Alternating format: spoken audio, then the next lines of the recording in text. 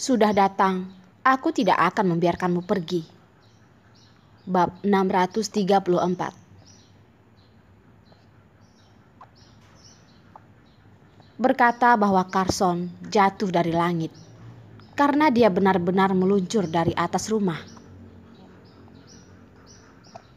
Menurut Rila kecil, ayahnya seperti seorang Superman. Ketika dia dan ibunya membutuhkannya, ayahnya turun dari langit seperti seorang Superman. Rumah besar yang kosong ini adalah gudang besi yang sudah lama tak terpakai. Dinding rumah terbuat dari besi dan atapnya terbuat dari besi. Isolasi suaranya tidak bagus, tetapi sangat kuat dan akan berdampak besar suaranya jika menyentuhnya. Butuh beberapa menit bagi Carson untuk tiba. Tetapi satu-satunya pintu di ruangan ini terkunci dari dalam. Dia tidak tahu apa yang sedang terjadi di dalam. Dia tidak berani masuk dari pintu. Jadi, dia membiarkan anak buahnya memeriksa situasi dan menemukan lubang di atap. Carson segera membuat keputusan, menyelipkan tali dan mengepaknya sebelum dia memperhatikan Albi itu dan dengan aman menyelamatkan sesuai taktiknya. Ayah, Rila kecil berlari melihat ayahnya tidak bisa tidak peduli. Berlari ke ayahnya dengan langkah kecil. Carson menangkap malaikat kecil yang terbang dari kejauhan dan memeluknya. Dia berkata dengan lembut, "Rila sayang, peluk ayah.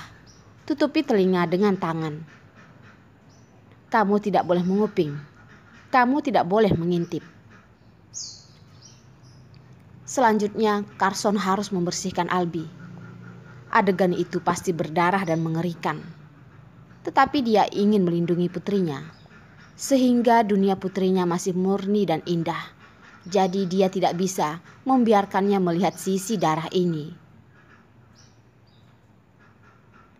Dipeluk oleh ayahnya, Rila kecil tidak akan pernah takut lagi. Wajah kecil itu mengangkat senyum cerah. Rila kecil tersenyum dengan manis, segera mengangkat tangan kecilnya mendengar instruksi ayahnya, bersembunyi di lengan ayahnya. Lengan ayahnya hangat dan kuat dan bisa melindunginya dari semua badai dan bahaya. Selama ada seorang ayah, maka dunianya penuh sinar matahari. Abraham, kamu datang? Albi sepertinya tidak tahu rasa sakitnya. Dia kembali menatap Carson dan berkata dengan rendah, seolah dia sedang berbicara dengan teman-teman sekelasnya yang dulu. Bukannya menculik istri dan anak orang lain dalam keadaan darurat seperti ini. Tatapan Carson menyapu tubuh Albi dan dengan cepat jatuh ke tubuh Arila. Ketika matanya tertuju pada tubuh Arila, dia tidak bisa lagi menjauh. Rambut Arila berantakan dan ada sidik tamparan yang jelas di wajahnya. Jejak di mana-mana yang menceritakan bagaimana Albi memperlakukannya. Melihat cedera Arila, perasaan mati lemas belum pernah terjadi sebelumnya meroket di tubuh Carson. Dia memegang Rila kecil di tangannya dengan erat. Dia bahkan membiarkan Albi menyakiti anaknya. Bagaimana mungkin dia tidak marah? Carson, aku baik-baik saja. Jangan khawatir. Di mata Carson, Arila tahu apa yang dia pikirkan. Carson harus menyalahkan dirinya sendiri. Menyalahkan dirinya sendiri karena tidak melindungi anak dan istrinya. Abraham, melihat istrimu dipukuli seperti ini olehku, kamu sangat marah. Tapi apa yang bisa kamu lakukan ketika kamu marah? Aku sudah menyakitinya seperti ini. Ini adalah fakta. Ada juga keterampilan. Kamu juga membuatku seperti ini. Dor! Dengan jatuhnya satu tembakan dor, pistol Carson membidiknya. Pistol ini, Carson masih tidak mengenai titik lemah Albi, tetapi mengenai lutut Albi, membiarkan Albi menghantam lantai. Carson berjalan dengan bangga seperti raja. Ketika melewati Albi, sudut matanya tidak memberi Albi ampun. Carson datang ke sisi Arila, mengaitkan kepala Arila dengan tangan kanannya. Menarik kepalanya ke sisinya dan membiarkannya bersandar di bahunya. Carson, Arila sama sekali tidak ingin menangis. Sampai ketika dia ketakutan oleh Albi, dia tidak berpikir untuk menjatuhkan air mata. Namun Carson muncul di depan matanya. Ketika dia memanggil nama Carson, air mata mengalir dari sudut mata dengan tak terkendali.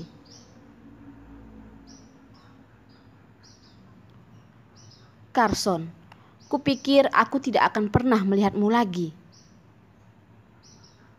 Arila berjongkok di bahu Carson, terisak pelan. Air mata membasahi pakaiannya. Arila, maaf kali ini adalah kelalaianku, sehingga musuh bisa datang, sehingga kamu dan Rila kecil terluka. Carson ingin mengatakan hal-hal ini, tetapi dia tidak pernah pandai mengucapkan kata-kata lirih ini. Setelah memanggil nama Arila, dia tidak pernah tahu harus berkata apa. Dia akan terus memberi mereka kenyamanan. Abraham, aku selalu memperlakukanmu sebagai teman sekelas dan menganggapmu sebagai kakakku yang baik. Tetapi kamu lihat, Albi yang berlutut di lantai masih tidak menyerah pada dirinya sendiri. Dia menggelengkan kepalanya dan lanjut berkata, jika kamu pengkhianat, maka kamu tidak harus menyalahkan aku karena terlalu malu. Namun, bahkan jika Albi berisik dan berteriak, Carson tetap tidak akan memperhatikannya. Carson dengan lembut menepuk punggungnya Arila dan mencoba membiarkannya tenang dan tidak terlalu takut. Tangan kirinya menempel pada si kecil, membiarkan si kecil menggenggam lengannya dan membiarkan si kecil menemukan rasa amannya. Carson, kamu pikir kamu menyakitiku? Bisakah kamu pergi dengan istrimu dari sini? Albi tertawa dengan marah dan tawa melayang di ruangan kosong ini, seperti suara hantu. Ayo, pergi. Carson mencium dahinya Arila dan menatapnya. Dia berencana untuk mengantar istri dan putrinya, dan dia akan kembali untuk berurusan dengan Albi.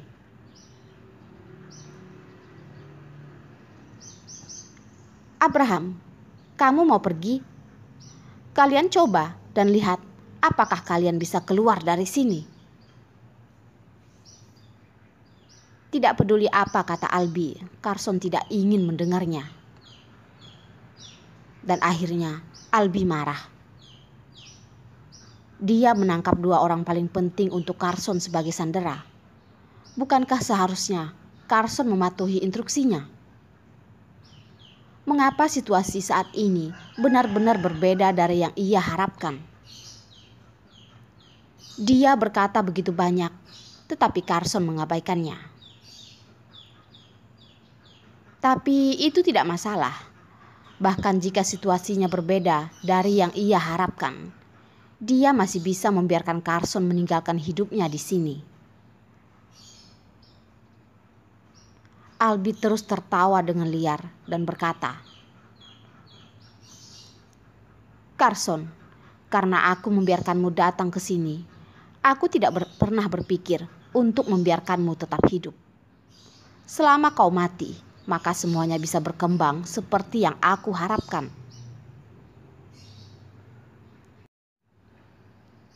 Resiko yang diambil begitu besar. Sebelum melakukan ini, Albi telah lama memikirkan konsekuensi yang mungkin terjadi.